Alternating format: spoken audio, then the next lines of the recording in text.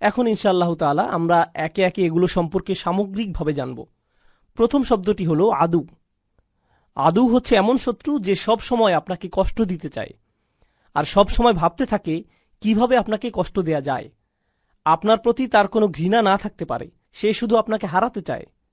তার সকল চিন্তা পরিকল্পনা শুধুমাত্র আপনাকে হারানোর জন্য, পরাজিত করার জন্য। এরপর মুবগিদ অথবা বাগিদ, এটা হলো দ্বিতীয় ধাপ, যা শত্রুতার ঊর্ধ্বে। এর মানে সে শুধু আপনাকে কষ্টই দিতে চায় না, বরং তার উপর সে আপনাকে সাংঘাতিকভাবে ঘৃণা করে।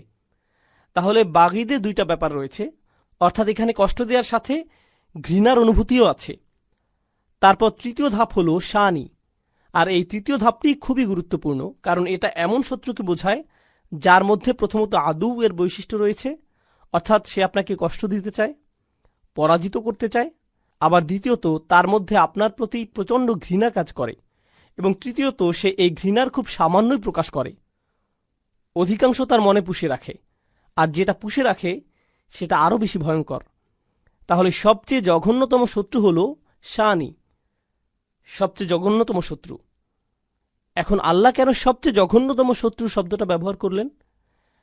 কারণ সমাজবিজ্ঞান বা মানব ইতিহাস থেকে আমরা জানি একজন শত্রু তার শত্রুর সন্তানের মৃত্যুতে মর্মাহত হবে। স্বাভাবিকভাবে একজন শত্রু এই অবস্থায় মন খারাপ হবার কথা। কিন্তু এরা কি ধরনের শত্রু? যারা তাদের শত্রুর সন্তানের মৃত্যুতে কোনো কষ্ট তো পায় না, বরং উল্টো সেই মৃত্যু উদযাপন করে। এই ধরনের শত্রুদেরকেই বলা হয় শানি। এরা খুবই খুবই খুবই সাংঘাতিক, জঘন্য এবং মারাত্মক রকমের শত্রু।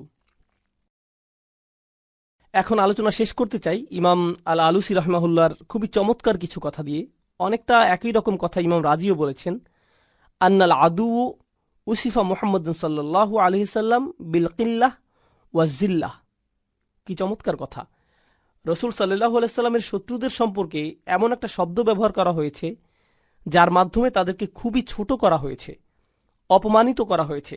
আল কিল্লাহ ওয়া জিল্লাহ, অর্থাৎ আল আবতার বলতে সে একেবারেই নগণ্য কিছু, বা তার বংশ পরম্পরা বলতে আর কিছু অবশিষ্ট থাকবে না বোঝানো হয়েছে। এটা সত্যি অপমানজনক। কারণ মনে আছে আমরা লেজ কাটা পশুর কথা বলেছিলাম? তাহলে আপনাকে বিকৃত পশুর সাথে তুলনা করা হয়েছে, তাই এটা আসলেই অপমানজনক। ওয়ানাফসাহু বিল কাসরাহ, অপরদিকে আল্লাহ আয্যা ওয়া জাল্লা রাসূল সাল্লাল্লাহু আলাইহি সাল্লামকে কি দিয়ে বিশেষায়িত করেছেন? ইন্না আ'তাইনাকা আল কাউসার। তাহলে আল্লাহ এখানে তার রাসূলের জন্য বিপরীত অর্থ ব্যবহার করেছেন সাল্লাল্লাহু আলাইহি সাল্লাম। অর্থাৎ যখন তিনি নবী আলাইহিস সালাতু ওয়াস সালামের কথা বলেছেন, তখন তাকে বেশির উপর আরও বেশি প্রাচুর্য দেওয়ার কথা বলেছেন। অপরদিকে যখন তার শত্রুদের কথা বলেছেন, তখন তাদেরকে এত নগণ্য বোঝানো হয়েছে যে তারা এমনকি দুনিয়া থেকে সম্পূর্ণ নিশ্চিহ্ন হয়ে যাবে। আল আবতার ফাকাল্লাবাল্লাহু আমরা আলাইহি, অর্থাৎ আল্লাহ যে কথাটা বলেছেন সেটা সম্পূর্ণ তাদের কথার বিপরীত। তারা মনে করত তাদের কাছে প্রাচুর্য রয়েছে। আচ্ছা, তারা কেন মনে করত তাদের কাছে প্রাচুর্য রয়েছে? আপনাদের মনে আছে আমরা পড়েছিলাম রিহলাতা শিতাই ও সইফ। তারা মনে করত তারা প্রাচুর্যে পরিপূর্ণ, তাদের সব আছে। কিন্তু আল্লাহ তাদের বর্ণনা দেওয়ার সময় তাদের বিপরীত কথা বলেছেন যে না, তোমরা নও, আমার নবী প্রাচুর্য লাভ করেছেন সাল্লাল্লাহু আলাইহি সাল্লাম। প্রাচুর্য বোঝানোর জন্য আল্লাহ কোন শব্দটি ব্যবহার করেছেন? আল কাউসার। এটা অধিকের চেয়েও বেশি বোঝায়। কাসির মানে বেশি, কিন্তু কাউসার মানে আরও বেশি। সর্বোপরি আল্লাহ তাদের জন্য যে শব্দটি ব্যবহার করেছেন ফাজ্জালিলু মান জাল্লাল্লাহু, জালিল মানে ক্ষমতাহীন, অপমানিত, লাঞ্ছিত, যাকে আল্লাহ অপমানিত করেছেন। ওয়া কাসরাতু ওয়াল কাউসার লি মুহাম্মাদিন সাল্লাল্লাহু আলাইহি সাল্লাম, আর সমৃদ্ধি, আধিক্য আর প্রাচুর্য মুহাম্মাদের জন্য সাল্লাল্লাহু আলাইহি সাল্লাম। ওয়াল আবতারিয়া ওয়া দানাআ ওয়া জিল্লাহ লিল আদু, অর্থাৎ শিকড় কাটা হওয়া, অপমানিত, লাঞ্ছিত হওয়া রাসূল সাল্লাল্লাহু আলাইহি সাল্লামের শত্রুদের জন্য অবধারিত। ফাহুসিলা বাইনা আউয়ালি সূরা ওয়া আখিরিহা নাওয়াআম মিনাল মুতাবাকালাতি। এভাবে আমরা সূরা শুরু এবং শেষের মধ্যে চমৎকার একটা সমন্বয় খুঁজে পাই, যেখানে রাসূল সাল্লাল্লাহু আলাইহি সাল্লাম এবং তার শত্রুদের মাঝে অসাধারণ বৈসাদৃশ্য তুলে ধরা হয়েছে। সুবহানাল্লাহ। ইন্না শানিআকা হুয়াল আবতার। সবশেষে আমি আরবি ভাষার বাক্যের গঠন নিয়ে কথা বলতে চাই ইনশাআল্লাহ তাআলা, যা খুবই গুরুত্বপূর্ণ। আল্লাহ আজ্জা জাল্লা কোনো কিছুর বর্ণনা দেওয়ার জন্য কখনো কখনো ক্রিয়াপদ ব্যবহার করেন, আবার কখনো বিশেষ্য পদ ব্যবহার করেন। ভাষাগত দিক থেকে ক্রিয়াপদ আর বিশেষ্য পদ ব্যবহারের মধ্যে পার্থক্য হল ক্রিয়াপদের ব্যবহার সাময়িক কোনো কিছু নির্দেশ করে, আর বিশেষ্য পদের ব্যবহার স্থায়ী কিছু বোঝায়। যখন আল্লাহ রসুল সাল্লাল্লাহু আলাইহি সাল্লামকে তার পক্ষ থেকে কোনো কিছু দান করার কথা বলেছেন, তখন তিনি অতীতকাল বা ক্রিয়াপদ ব্যবহার করেছেন, কারণ এই নিয়ামত তাকে তার জীবদ্দশায় দেয়া হয়েছে এবং তার জন্যই এটা নির্দিষ্ট ছিল। তার মৃত্যুর পরে আর এই নিয়ামত চলমান থাকবে না, যেহেতু এটা শুধুমাত্র তার জন্যই নির্ধারিত ছিল সাল্লাল্লাহু আলাইহি সাল্লাম। অন্যদিকে যখন তার শত্রুদের কথা বলা হচ্ছে, তখন আল্লাহ বিশেষ্য পদ ব্যবহার করেছেন। এটা জুমলা ইসমিয়া, ইন্না শানি আকা এটা হলো মুবতাদা, হুয়াল আবতার হলো খবর। আর বিশেষ্য পদ ব্যবহারের মাধ্যমে বাক্যটি আর সময়ের ফ্রেমে বন্দী নেই, এটা চিরন্তন সত্য হয়ে গেছে। অন্যভাবে বলতে গেলে এই যে শিকড় কাটা হওয়ার শাস্তি, এটা শুধুমাত্র রসুল সাল্লাল্লাহু আলাইহি সাল্লামের যুগের শত্রুদের জন্যই নয়।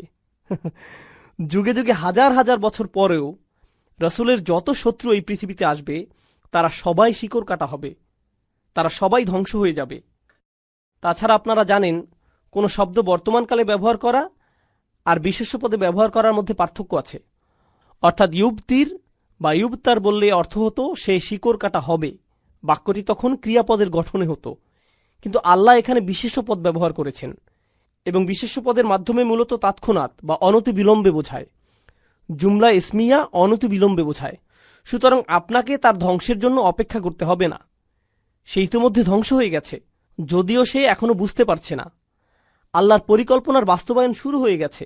আপনারা জানেন, কোনো মানুষের শরীরে যখন কোনো ভাইরাস প্রবেশ করে, তখন সে এটা অনুভব করে না, যদিও এটা ইতিমধ্যে তার শরীরে ঢুকে গেছে। ঠিক এভাবেই আল্লাহ রসুলের শত্রুদের বর্ণনা দিয়েছেন সাল্লাল্লাহু আলাইহি সাল্লাম। কুরাইশরা মনে করত দুনিয়ায় তারা সর্বাধিক মর্যাদাবান। তারা আরও মনে করত রসুল সাল্লাল্লাহু আলাইহি সাল্লাম বেশি দিন টিকতে পারবেন না, আমরা তাকে পরাজিত করব। কে তার কথা শুনবে? আমরা তো ইতিমধ্যে বলেছি যে সে একটা পাগল। আমরা তার সম্পর্কে এটা সেটা আরও কত কিছু বলেছি। মোট কথা, কিভাবে সে জনসমর্থন পাবে? কে তাকে অনুসরণ করবে? কিছু বাচ্চা আর কিছু দাস। তার অনুসারীদের সংখ্যা আপনি হাতের আঙুলে গুনতে পারবেন। 10 বছর হয়ে গেছে, তার 100 জন অনুসারীও নেই। সে আর কত মানুষই বা পাবে তাকে অনুসরণ করার জন্য? তো তাদের মাথায় সবসময় এই চিন্তাগুলোই কাজ করত।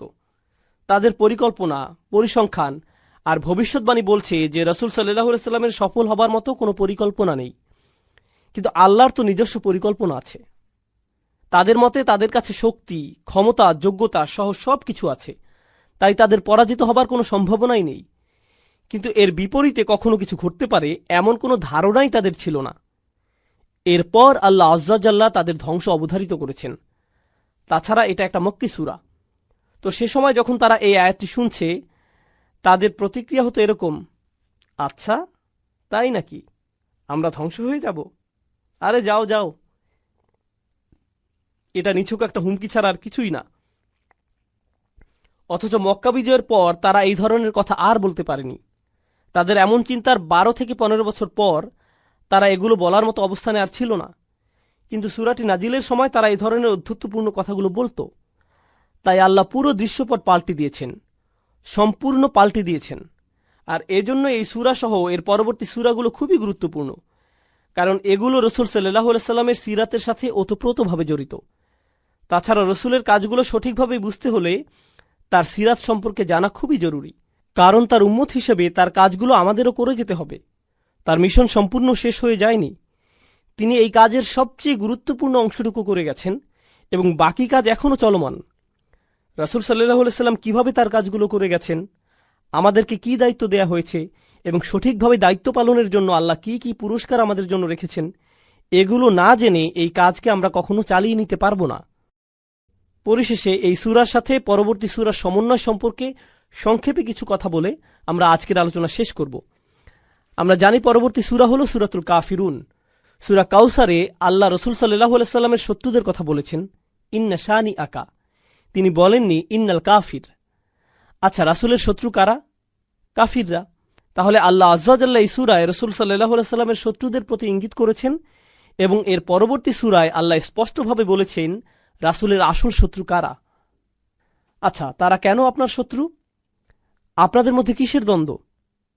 জমি জমা, ধন সম্পত্তি বা ক্ষমতার জন্য দ্বন্দ্ব? না, এই দ্বন্দ্বের মূল কারণ ছিল আমরা কার ইবাদত করব। তাদেরকে বলা হয়েছিল ফালিয়াবুদু রব্বা হাযাল বাইত, কিন্তু তারা এমনটা করেনি। এজন্য পরবর্তী সূরায় বলা হয়েছে লা আ'বুদু মা তা'বুদুন। এভাবে আমরা সূরাগুলোর মধ্যে সমন্বয় খুঁজে পাই। বারাকাল্লাহু লি ওয়া লাকুম ফিল কুরআনিল হাকিম ওয়া নাফা'নি ওয়া ইয়্যাকুম বিল আয়াতি ওয়া যিকরিল হাকিম। আসসালামু আলাইকুম ওয়া রাহমাতুল্লাহি ওয়া বারাকাতুহু। মুসা আলাইহিস সালামকে 10টি আদেশ দেওয়া হয়েছিল, তাই না? আপনারা হয়তো এটা জানেন না যে ইহুদিদের ইতিহাসে এই 10টি আদেশের বিভিন্ন সংস্করণ ছিল। এগুলো একাধিকবার এদিক সেদিক হয়েছিল। মানে তাদের ইতিহাসে এই একই 10 আদেশের অন্তত 3টি ভিন্ন ভিন্ন সংস্করণ ছিল। সূরা ইসরার এই 23 থেকে 40 আয়াতগুলো হলো মুসাকে দেয়া সেই 10 আদেশের একটা পুনর্গঠন, বলতে পারেন 10 আদেশের কুরআনী সংস্করণ। আমি সামনের কথাগুলো থিসিস পেপার থেকে পড়ব। এই যে 10 আদেশ, এগুলো নিয়ে বলেছেন ফাইলোজ। তিনি একজন ধর্মতাত্ত্বিক, দার্শনিক, ইহুদি দার্শনিক। মুসার এই 10টি আদেশকে প্রাকৃতিক আর প্রজ্ঞাপূর্ণ হিসেবে তিনি দেখিয়েছেন। এই বিষয় নিয়ে বইও আছে তার। মানে তারা বলতে চাচ্ছে যে বাইবেলের এই 10টি আদেশ হলো প্রজ্ঞা, এগুলো হিকমাহ। আল্লাহ এই অংশগুলোর ব্যাপারে একই কথা বলেছেন। তিনি বলছেন যে আপনার রব আপনাকে কি দান করেছেন? হিকমত দান করেছেন। এগুলো তার অন্তর্ভুক্ত। অর্থাৎ ইহুদিরা এটা বলে আসছে, এখন কোরআনও এটা বলছে যে দেখো, তোমাদের কাছে এতদিন যা ছিল সেটা হলো একটি সংস্করণ, এরপর সেটাকে কাটছাট করলে, আবার সম্পাদনা করলে, কিন্তু আসলে আর বেশি সম্পাদনা করার দরকার ছিল না। আমি তোমাদের সেই হিকমতের সর্বশেষ সংস্করণ দিচ্ছি এখন। মানে যেন এটা অনেকগুলো বিবর্তনের মধ্য দিয়ে গেছে। আপনারা জানেন যেভাবে সফটওয়্যার আপডেট হয়, এটা হচ্ছে ফাইনাল আপডেট। এটাই হলো কোরআন। এভাবে কোরআন নিজেকে কিন্তু নতুন ধর্ম হিসেবে ইহুদিদের কাছে উপস্থাপন করছে না, বরং বলছে তোমাদের কাছে এতদিন যাই ছিল সেটারই ফাইনাল আপডেট এসে গেছে। এভাবে নিজেকে উপস্থাপন করছে। বিষয়টা মজার না? আবার দেখুন, এটাকে বাইবেলের হিকমতের সাথে দেখানো হচ্ছে। সাবাতের সাথে হিকমত আসছে। মানে 10 আদেশের একটি ছিল যে তাদেরকে সাবাত মানতে হবে। কেউ জানেন সাবাত কি? শনিবার। সাবাত মানে শনিবার, ঠিক আছে? পুরো বিশ্বের বেশিরভাগ ইহুদি, অর্থোডক্স ইহুদি সমাজ 1000 বছর যাবৎ সাবাত পালন করে আসছে। এর মানে হলো এই দিনে, অর্থাৎ শনিবারে তারা কোনো কাজ, ব্যবসা বাণিজ্য কিছুই করে না। এখন প্রশ্ন আসতে পারে, কেন তারা এসব করে না? তাদের উত্তর আছে, যদিও আমরা সেটার সাথে একমত নই। তাদের সাহিত্যে যা আছে তার মধ্যে একটি উত্তর হলো ঈশ্বর আসমান আর জমিন 6 দিনে সৃষ্টি করেছেন, আর 7ম দিনে তিনি বিশ্রাম নিলেন। কেউ কেউ তো আবার ইহুদি সাহিত্যে নিজেদের তাফসিরও ঢুকিয়ে দিয়েছে যে ঈশ্বর যখন বিশ্রাম নেওয়া শেষ করলেন, তিনি ঝরঝরে চাঙ্গাবোধ করলেন। এসব কথা তারা যোগ করে দিয়েছে। আর কোরআন কি বলে? এর উত্তরে কোরআন বলে ওয়ালাম ইয়াইয়া বিখলকিহিন্না, আল্লাহ বলেন তিনি আসমান জমিন সৃষ্টি করেছেন। এসব সৃষ্টি করে তিনি মোটেও ক্লান্ত হননি, কখনোই ক্লান্ত হননি তিনি। মানে আল্লাহ তাদের এই বিশ্বাসের উত্তর দিচ্ছেন। কোরআন কি করছে এখানে তাহলে? কোরআন বলছে না যে তোমরা ভুল, কোরআন শুধু তাদের শুধরে দিচ্ছে, স্বাভাবিকভাবেই ঠিক করে দিচ্ছে। তাদের ভুল উক্তি যেটা আছে সেটা নিয়ে সঠিকভাবে বলে দিচ্ছে, সঠিক কথাটি বলছে। এরপর অন্য বিষয়ে চলে যাচ্ছে, বিতর্কের মাঝে পড়ে থাকেনি। কোরআনের সবচেয়ে বড় বৈশিষ্ট্যগুলোর একটি এটি। এরপর তারা সাবাত কেন এত জরুরি সেটা নিয়ে আরো নতুন কিছু ধারণা তৈরি করলো। তারা কি বলছে দেখুন, আসমান জমিন সৃষ্টি করতে 6 দিন লেগেছে, তাই না? তো এই 6 দিন যখন শেষ হলো, তার মানে হলো সৃষ্টিকর্ম শেষ। এখন আমাদের কোরআনে তো আছে যে আমরা যেন আল্লাহর সৃষ্টি নিয়ে চিন্তা ভাবনা করি, তাই না? এই যে পাহাড়, আকাশ, পাখি, পৃথিবী, উট ইত্যাদি। এখন তাদের ধারণা হলো যেহেতু 6 দিনে সৃষ্টিকর্ম শেষ হয়েছে, তাহলে 7ম দিন থাকে শুধু চিন্তা ভাবনার জন্য। তাই সবার উচিত আল্লাহর তিনি কি কি করেছেন তা নিয়ে গভীরভাবে ধ্যান করা, চিন্তা ভাবনা করা। এটা তাদাব্বুরের দিন, ভাবনার দিন। আল্লাহ যখন এই 10 আদেশের সর্বশেষ সংস্করণ দিলেন, যেটা আমরা এখন পড়ব, সেখানে কি সাবাতের কথা থাকবে? আপনাদের কি মনে হয় কোরআন কি বলবে? তোমরা সাবাত পালন করো নাকি না? অন্তত এটার উত্তরটা সঠিকভাবে দিন, না। ঠিক আছে? তাহলে এই পুরো জিনিস দেখে মনে হচ্ছে সাবাতের প্রধান কারণটি যদি হয় যে এই দিনে প্রজ্ঞার তালাশ করা উচিত, হিকমা খোঁজা উচিত, আর এখন সেটাকে তুলে ফেলা হয়েছে অন্য জিনিস দিয়ে। নতুন জিনিসটি তাহলে কি হবে? আসলে এর উত্তর হলো স্বয়ং কোরআন দিয়েই সাবাতকে প্রতিস্থাপন করা হয়েছে। স্বয়ং কোরআনই হলো একজন মুমিনের সার্বক্ষণিক চিন্তাভাবনার, হিকমা খোঁজার অংশবিশেষ। অন্তত দৈনিক 5 বার আমরা কোরআন পড়ি, সেটা নিয়ে চিন্তা ভাবনা করি, আল্লাহর কালাম নিজেরা পড়ছি সেটা ভাবি। ঠিক আছে, তো এখন আমি এই অংশটা বাদ দিয়ে যাব, হালকা করে উল্লেখ করে দিচ্ছি শুধু, কারণ এখানে অনেক কিছু লেখা। স্লাইডটি স্ক্রিনে শেয়ার করছি যেন নিজেরা পড়ে নিতে পারেন। এখানে আল্লাহ কি বলছেন সেটার কিছু উদাহরণ দেব। আল্লাহ এখানে বলছেন পিতামাতার প্রতি সবচাইতে ভালো হয়ে থাকতে। তাহলে একটি প্রজ্ঞার বিষয় হলো পিতামাতা দুজনের সাথেই সর্বোত্তম হয়ে থাকা। এরপর আল্লাহ বলছেন তাদের সামনে তোমার বিনয়ের ডানা মেলে রাখো, এভাবেই বলছেন আল্লাহ। তাহলে আল্লাহ যখন বললেন ডানা মেলে রাখো, তখন কার সাথে আমার তুলনা হচ্ছে? আমাকে একটি পাখির সাথে তুলনা করছেন। এখানে মজার ব্যাপারটি হলো, সম্ভবত বাইবেলীয় সাহিত্যের প্রভাব অথবা ডেকালগে এমনটা আছে, সেখানে পিতামাতা আর সন্তানের সম্পর্ককে পাখির বাসায় পাখির সাথে তুলনা করা হয়েছে। ওখানের আলোচনাটি বিশাল বড়, অথচ কোরআন পুরো আলোচনা মাত্র অল্প কথায় তুলে দিলেন। তাদের সামনে তোমার বিনয়ের ডানা মেলে রাখো। এই স্লাইডে আমি সেটাই দেখিয়েছি। বাইবেলের উদাহরণটার সম্পূর্ণ অংশটাই এখানে দেখা যাচ্ছে। এখন বাইবেলের 10 প্রত্যাদেশে বলা আছে thou shalt not steal, তোমরা চুরি করবে না। কিন্তু কোরআনের এখানে আল্লাহ কিন্তু বলছেন না যে চুরি করো না, তিনি এমনটা বলছেন না। বরং এর বদলে আল্লাহ তাআলা বলছেন পৃথিবীতে দম্ভ ভরে পা ফেলো না। তাহলে চুরি কি দ্বারা প্রতিস্থাপিত হলো? অহংকার দ্বারা, সামাজিক অহংকার, অহংকার নিয়ে হেঁটে যাওয়া। দম্ভ ভরে পা ফেলা মানে যেখানেই আপনি যান না কেন আপনি অহংকারী।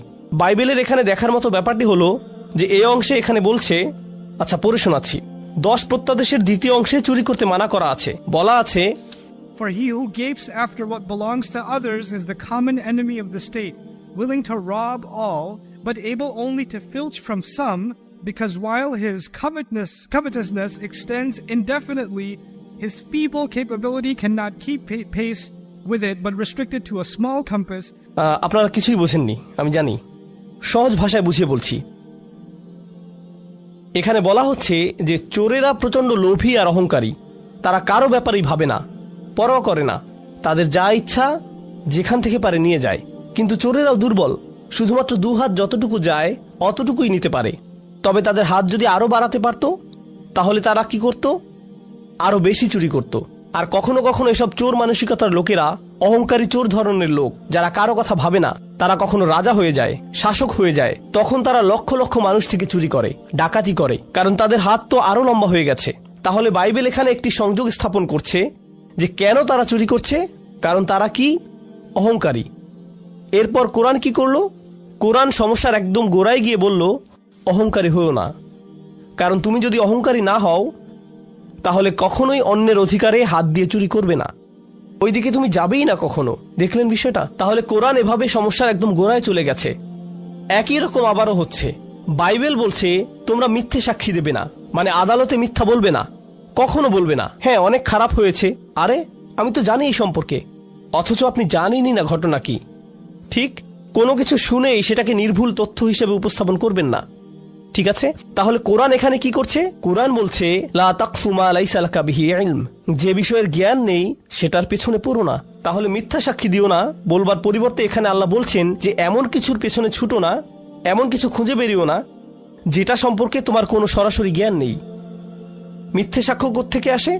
মানুষ এমন কিছু সম্পর্কে সাক্ষ্য দিচ্ছে যেটা সম্পর্কে তার কোনো জ্ঞান নেই, জানা নেই। এটাই কি মিথ্যা সাক্ষ্য না? এভাবে আল্লাহ আবার গোড়ার সমস্যায় চলে গেলেন।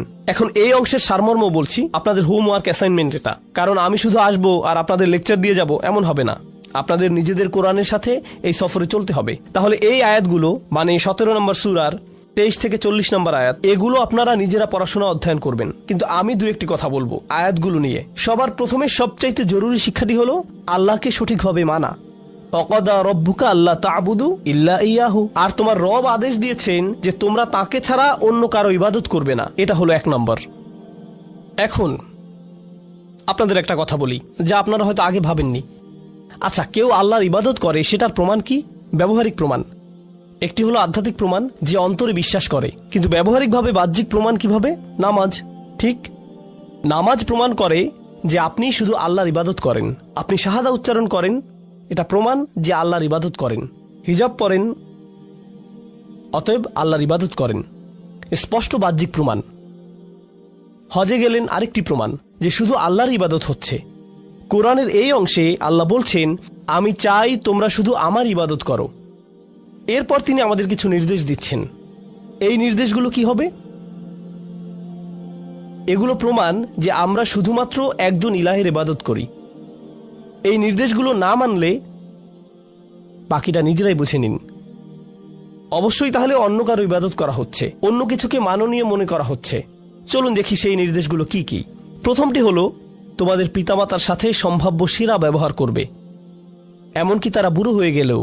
ইম্মা ইয়াবলুগান্না ইনদাকাল কিবার, এমনকি তারা খুব বৃদ্ধ হলেও একজন বা দুজনেই। তাদের ব্যাপারে অভিযোগ করবেন না, কথা বলবেন, কর্কশ আচরণ করবেন না তাদের সাথে। আম্মা, আব্বা, হয়েছে তো, অনেক হয়েছে, এই একই জিনিস প্রতিদিন। আপনাদের অনেকেরই বাবারা, তাই না, সেই একই 4-5টা গল্প সব দাওয়াতে বলে বেড়ান। যেখানেই যান একই গল্প বলতে থাকেন, একই জিনিস। আমি জানি তো, প্রত্যেকবার সেই একইভাবে শুরু হয়। সবাই হয়তো বসে আছেন, স্বাভাবিক কথাবার্তা চলছে, হঠাৎ বাবা বললেন, আমাদের গ্রামে একবার হয়েছিল কি, আর এদিকে আপনি, উফ, এই যে শুরু। আর আপনার মা, অবস্থা বেগতিক দেখে আপনি মোবাইল ফোনে ব্যস্ত হয়ে যান। আমরা বুঝতে পারি আমাদের বাবা মাও এমন করেন, বিরক্ত করেন। বারবার এমন কেন করেন ওনারা? আব্বা এমন কেন করে, আম্মা কেন এমন করে? আর বাবা মারা যখন বুড়ো হয়ে যান তখন আরো বেশি করেন। এখানে না, ম্যানচেস্টারে সবাই ভালো, ব্র্যাডফোর্ডের গুলোই শুধু এমন।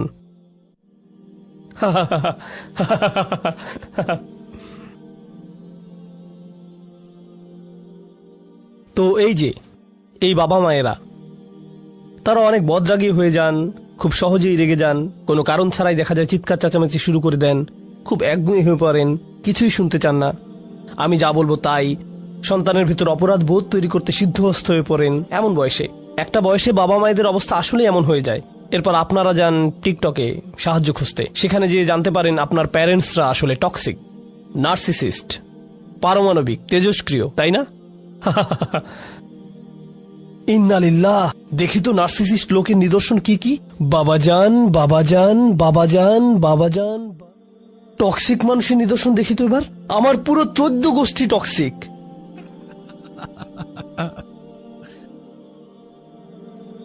এরপর দেখবেন হয়তো টিকটকের কোনো এক লোকমান বলছে, এসব টক্সিক মানুষ থেকে দূরে সরে যান, এসব টক্সিক মানুষ থেকে দূরত্ব মেনটেন করুন।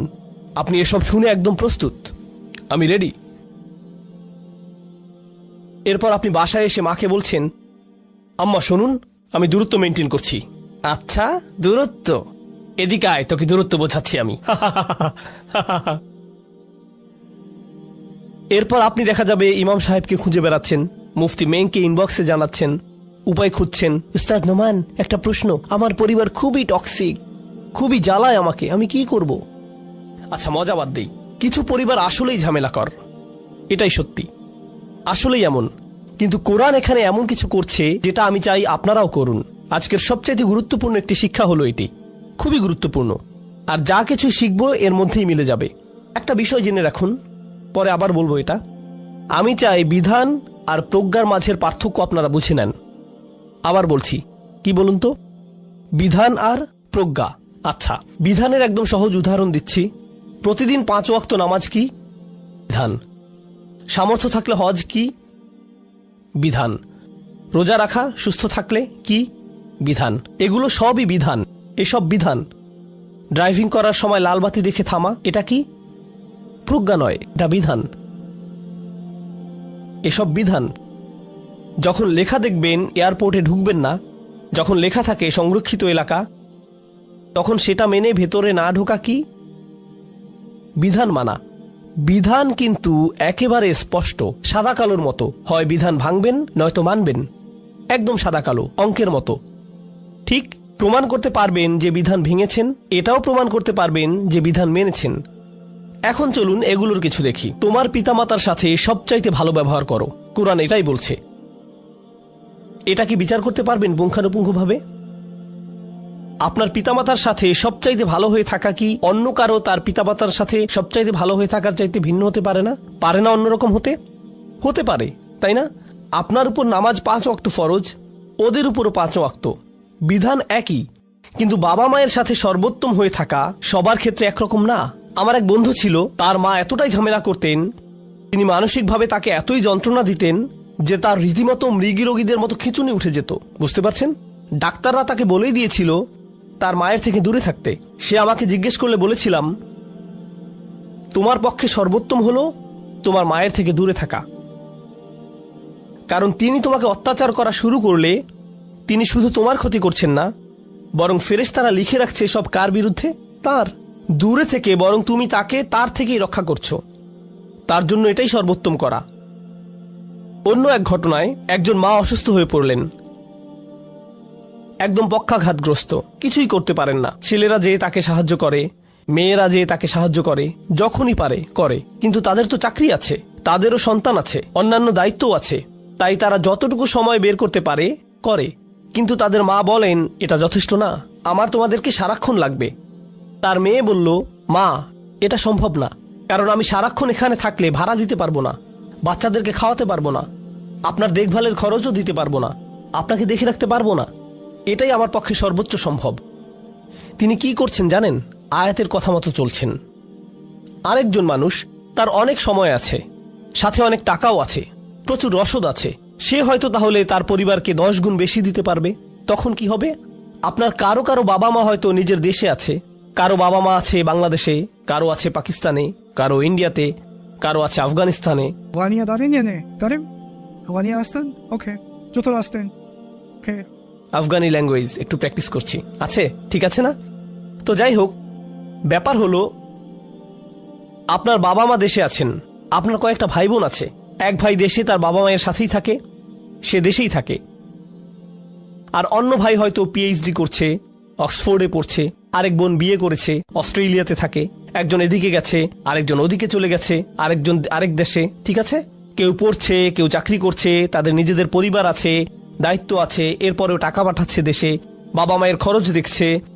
এখন যেই ভাই দেশে আছে, ঠিক আছে, সে বলছে, তোমরা তো সব মজা মাস্তিতে আছো, আমাকে এখানে সব কাজ করতে হচ্ছে, তোমাদেরও এখানে থাকা উচিত, তোমাদের উচিত চাকরি ছেড়ে এখানে কাজ করা, ওই কাজ করা। এখন আপনি ভাবছেন, আসলেই মনে হয় আমার সব ছেড়ে ছুড়ে চলে যাওয়া উচিত, আমার বাবা মাকে দেখাশোনা করা উচিত, তারা আরো বেশি উপযুক্ত এসবের, আমি চাকরি ছেড়ে দেব, পড়াশোনা ছেড়ে দেব, সবকিছু ছেড়ে ছুড়ে চলে যাব, তাদের এটা প্রাপ্য, তাই সব ছেড়ে চলে যাব, তাই না? অথচ বাবা মা নিজেরাই বলছে, আমি চাই তোমরা ওখানেই থাকো, এখানে আসার দরকার নেই সব ছেড়ে।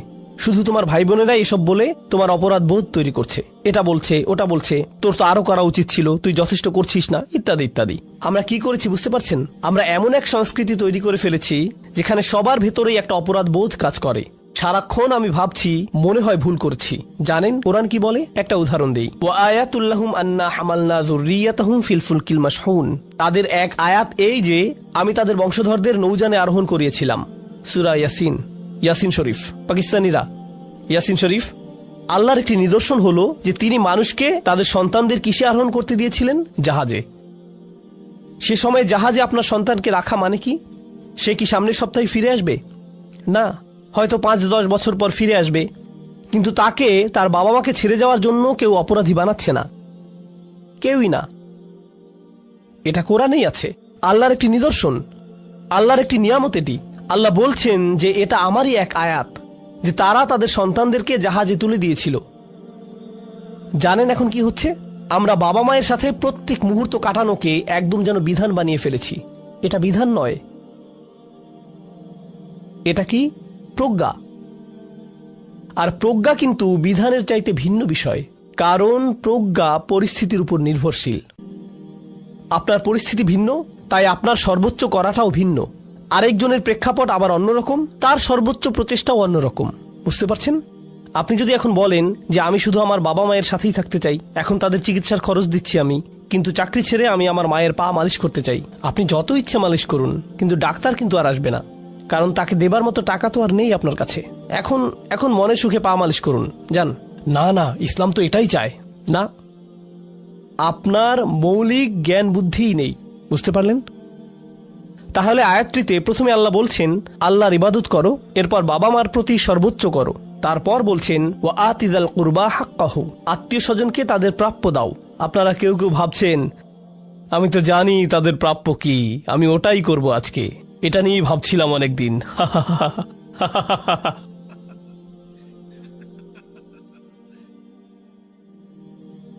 ওয়াল মিসকিন ও ইবনুস সাবিল, আর যারা নিজেদের সাহায্য করতে পারে না তাদেরকে দাও, যারা মুসাফির তাদেরকে তাদের প্রাপ্য দাও। অর্থাৎ মানুষকে সাহায্য করা থেকে মাহরুম রাখবেন না।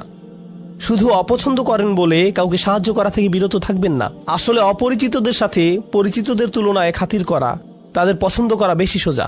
এতিমখানায় কুরবানির গোশত দেয়া, গ্রামে কূপ বসানো অনেক সহজ, তবে নিজের জাকাতের টাকার একটুখানি নিজের দূরের আত্মীয়কে দেয়াটা অনেক কঠিন, কারণ তাদেরকে সহ্যই হয় না, অনেক ঝামেলা। আল্লাহ সেসব আত্মীয়দের নিয়েই শুরু করেছেন।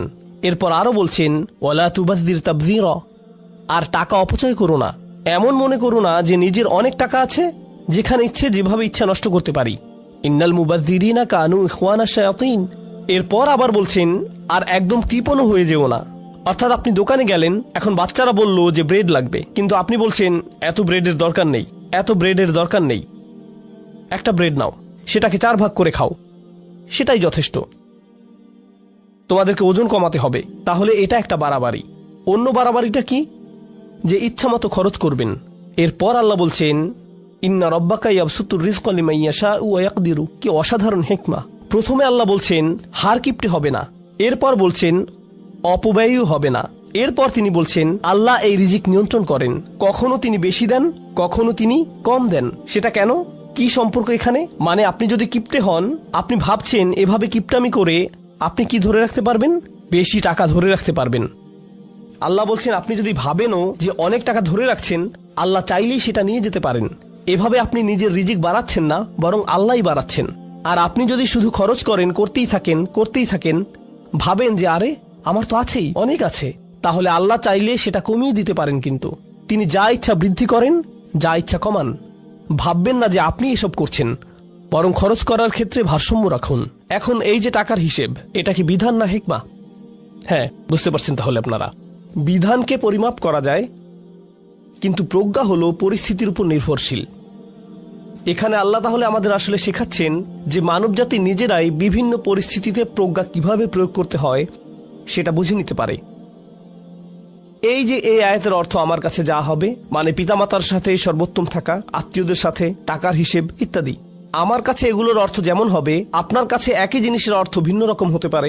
আয়াতগুলো একই, কিন্তু প্রত্যেকের পরিস্থিতির ভিন্নতার কারণে সেগুলোর প্রয়োগ, বুঝ ভিন্ন ভিন্ন হতেই পারে। আপনি সরাসরি এই আয়াতগুলো ব্যবহার করে বলতে পারেন না যে আমি এমনটাই করি। অনেকেই এমন করে, জানেন। এই যে এই আয়াতটি, আলহামদুলিল্লাহ আমি এটাই মেনে চলি। কি অমায়িক!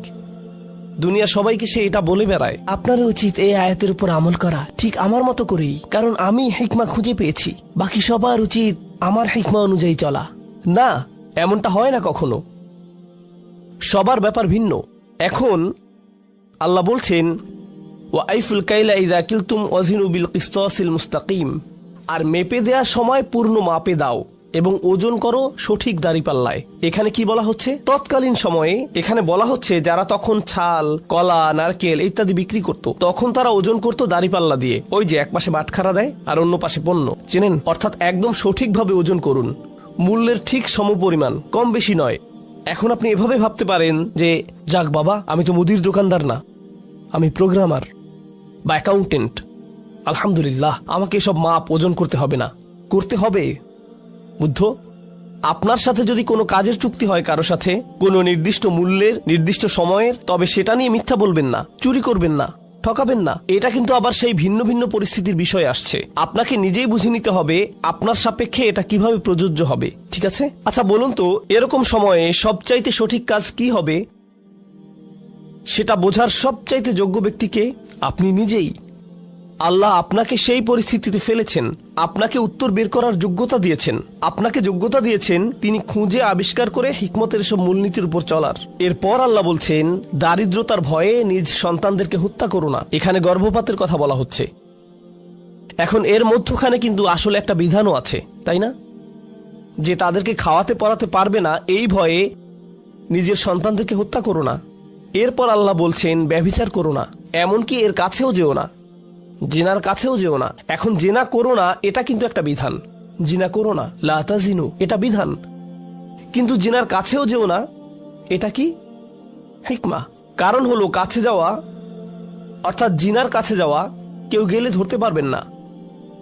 কারণ দেখুন, কেউ যদি নিজের চোখের পর্দা করতে না পারে, একটুখানি কথা বলে, অথবা ধরুন একটুখানি দেখা করলো, কথা বললো, এরপর বলল শুধু কফি শপেই তো দেখা করেছি, এমন কিছু ধাপে ধাপে এগুচ্ছে, তাই না? এসব ধাপের মধ্যে আপনি বলতে পারবেন না যে এখানেই থামো, এখান থেকে হারাম শুরু হচ্ছে। আরে না না, কিছুই করছি না, শুধু ইমেইল লিখছি একটা, বুঝছেন না কেন? শুধু একটা স্মাইলি ফেস। এজন্য আল্লাহ আমাদের বোঝাচ্ছেন এর কাছেও যেও না। এরপর সর্বশেষ আর অল্প কিছু, হত্যার প্রতিশোধ।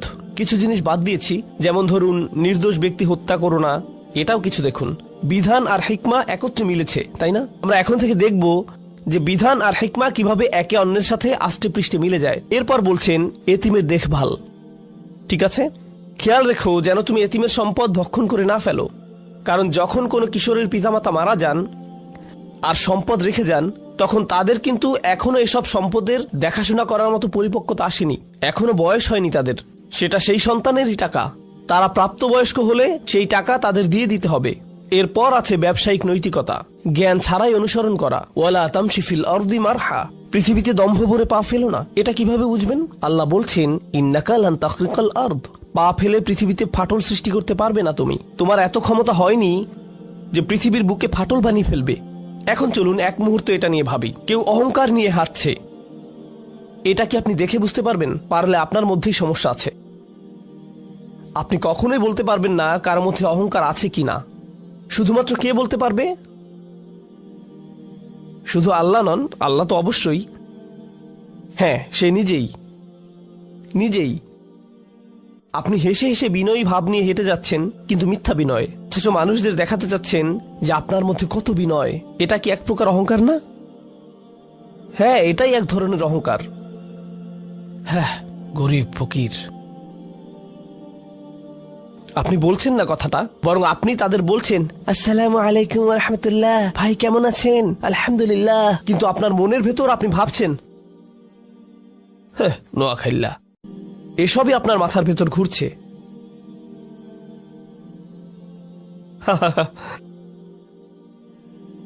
এটা আপনি বুঝতে পারবেন না, অন্য কারো মধ্যে ধরতে পারবেন না।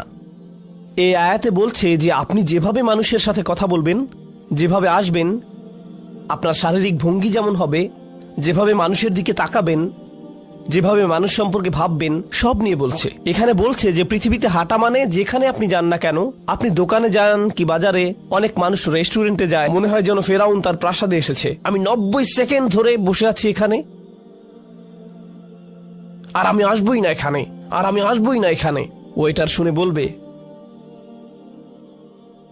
আমি 2 রাকাত শুকরিয়া নামাজ পড়ব।